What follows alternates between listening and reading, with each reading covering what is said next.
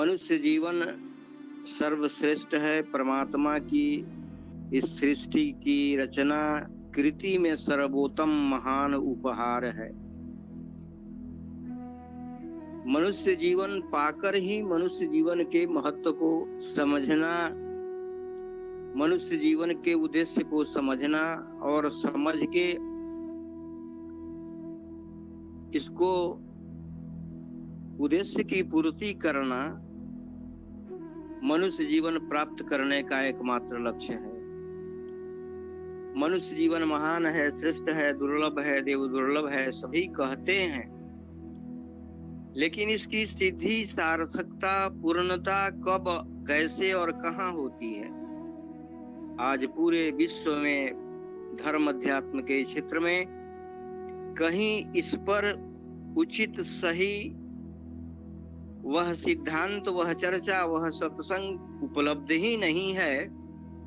ये मानव जीवन अगर देव दुर्लभ है तो हम फिर 33 करोड़ 56 करोड़ देवी देवताओं की पूजा में मानव क्यों आज उलझा हुआ है, क्यों भटक रहा है? और अनेक देवी देवताओं या संसार में मान्यताओं के अनुसार भगवान भगवती की पूजा करने के बाद भी सुख और शांति को क्यों प्राप्त नहीं कर रहा है? आइए, विहंगम योग किस लिए महान है? यह सद्गुरु का ज्ञान है। सद्गुरु द्वारा प्रदत्त यह ज्ञान ही मनुष्य जीवन के महान लक्ष्य के बारे में न केवल बताता है, बल्कि उसको सिद्ध और सार्थक करने की वह विधि, वह प्रक्रिया, वह साधन भी बताता है, जिसे हम साध कर जीवन में अपने जीवन के लक्ष्य को पूर्ण कर सकते हैं। हमारे ऋषियों ने वेद में कहा, जीवनम परमोत्कृष्टः प्रसादो जगति पति तस्य तत्वस्य रहस्य च ये विदुषते मनीषिणः। संत प्रवर जिसकी प्रायः चर्चा करते हैं, यह मानव जीवन परमात्मा का दिया हुआ विशेष प्रसाद है। इस प्रसाद को हम कैसे अपने आत्म कल्याण में, आत्म उत्थान में लगावें? और यह संसार रामचरितमानस में गोस्वामी जी ने भी लिखा कि जो न तरे भव सागर नर समाज यस पाए, सो कृत निंदक मंदमती आत्महनन गति पाए। यह भवसागर क्या है? भवसागर का निर्माण कौन करता है? इस संसार को समझाने के लिए बहुत संतों ने इसे भव नदी, भवकूप, भवसागर कहा है, लेकिन वास्तव में यह सिद्धांत है कि नदी ना पार करने के लिए, समुद्र को पार करने के लिए या जल के कोई अथाह राशि सागर को पार करने के लिए कोई साधन की आवश्यकता होती है, नाव, नाविक और पतवार की। लेकिन इस भवसागर का अर्थ यहाँ कुछ और है। यह भावों का सागर है। यह हमारे द्वारा किए गए अनंत जन्म के कर्मों का प्रवाह है। इस सागर के निर्माता हम स्वयं हैं और इसको पार करने की कोई सांसारिक विधि भी नहीं है। आइए, सद्गुरु प्रभु इस संबंध में क्या कहते हैं। स्वामी जी ने स्वयं इसे वंदना में लिखा कि भव निधि अगम अपार है, नित्य नादि सद्गुरु से प्रार्थना किया। किसके लिए? अपने लिए नहीं, संपूर्ण मानवता का संदेश दिया कि भव निधि अगम अपार है, सूझे वार न पार, नाव केवट पतवार नहीं, कहीं विधि उतरऊं पार। कौन भव सागर का संकेत है? आज विहंगम योग के लोग को भी इस पर विचार करना चाहिए। स्वामी जी क्यों कहते हैं कि भव निधि अगम अपार है, सूझे वार न पार?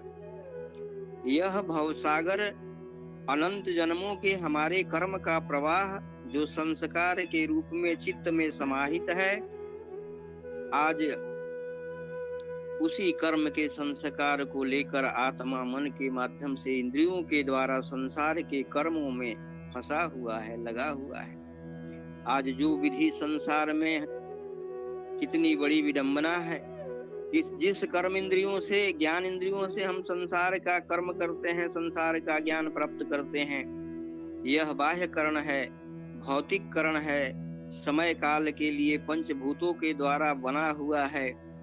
यह हमें भवसागर से पार नहीं कर सकता। इस माध्यम से हम भवसागर को पार नहीं कर सकते, यानी कर्म का प्रवाह नहीं रुक सकता।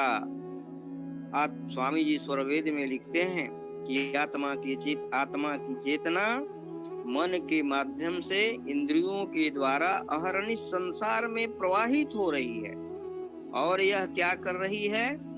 यह कर्म में इजाफा कर रही है, कर्म में वृद्धि हो रहा है। हम कर्म के बोझ और गठरी को इतना बोझिल बनाते जा रहे हैं कि अनंत जन्मों में इसकी निवृत्ति संभव नहीं है। इसलिए अब कर्म को, हमारा कर्म क्या है, हम क्या हैं, और हमारा कर्म विहंगम योग के सत्संग और सत्संग में ही अंतर है। हम क्या हैं, हमारा कर्म क्या है, हमारा धर्म क्या है, हमें क्या करना चाहिए, कैसे करना चाहिए, इसी का नाम है विहंगम योग। यही है सदगुरु का विहंगम योग। आज बड़ा ही पावन दिन है। पूरे भूमंडल में, पूरे विश्व में, देश ही नहीं विश्व के कई सभ्य देशों में जहां स्वामी जी का ज्ञान पहुंच चुका है, अंकित श्वेत ध्वजा फहरा रहा है, वहां आज स्वरवेद जो सदगुरु प्रभु के हृदय की चिंतामणि चेतन प्रकाश समाधि की वाणी, अपने अनुभव की वाणी को सजोया है, हमारे आपके लिए ही नहीं संपूर्ण विश्व मानवता के लिए आज उसकी परम पुनीत यात्रा का दिवस है। आज सत्संग भी आज इस अवसर पर विशेष है, और मुझे सदगुरु की दया से, मैं तो वॉकिंग में निकला था और उत्पल कांत जी ने सदगुरु दया से सेवा का अवसर दिया, तो मेरे जीवन में तो इसके सिवा कुछ है नहीं, सदगुरु की बड़ी दया है। तो मनुष्य जीवन रामचरितमानस में 3 गीता है, श्री राम गीता, लक्ष्मण गीता और गरुड़ गीता। भगवान राम जब 14 वर्ष वनवास से लौटे तो गद्दी पर नहीं बैठे, उन्होंने सत्संग किया, और उन्होंने ही कहा, उन्हीं के श्रीमुख से कहा हुआ है। आज पूरी दुनिया राम कथा, कृष्ण कथा, भागवत कथा कह रही है, सुन रही है, बड़े बड़े। मैं बोकारो स्टील से अवकाश प्राप्त करने के बाद देश के, भारतवर्ष के कई प्रदेशों में प्रचार सेवा करने का सदगुरु दया से अवसर मिला। सब जगह यही चल रहा है। कलकत्ते में भी 2-3 बार मुझे रह के प्रचार करने का अवसर मिला है सदगुरु के आदेश से। तो भगवान राम ने क्या संदेश दिया कि बड़े भाग मानुष तन पावा, सुर दुर्लभ सदग्रंथ न गावा। ये देवताओं को भी दुर्लभ है, देवता लोग भी तरसते हैं, याचना करते हैं, प्रार्थना करते हैं, किससे? परमात्मा से। परमात्मा एक है, 10, 20, 50, 33 करोड़ नहीं है। God is one. इस प्रकार ईश्वर एक है, उसके जानने का, उसकी प्राप्ति का, उस तक पहुंचने का, उसके अनुभूति का एक और एक मात्र मार्ग है जो सदगुरु के द्वारा ईश्वरीय विधान से प्राप्त होता है। वही मार्ग है ब्रह्म विद्या विहंगम योग का। हम सब बड़भागी हैं। अनंत जन्मों के कर्म का फल पुंज बनकर आज प्रकट है, तब हमें वैसे ब्रह्मनिष्ठ प्राप्त पुरुष सदगुरु मिले हैं। इसके प्रमाण में रामचरितमानस कहता है कि पुण्य पुंज बिन मिलहि न संता, सत्संगति संसृत करयंता। कौन सत्संग से मनुष्य जीवन तो मिला, लेकिन कौन सत्संग से संसृत दुख का अंत होता है, इस पर कहाँ आज कोई विचार करता है। संसृत दुख उस दुख को कहते हैं जिससे बार बार संसार का आवागमन होता है, जिससे जन्म और मृत्यु को प्राप्त करता है।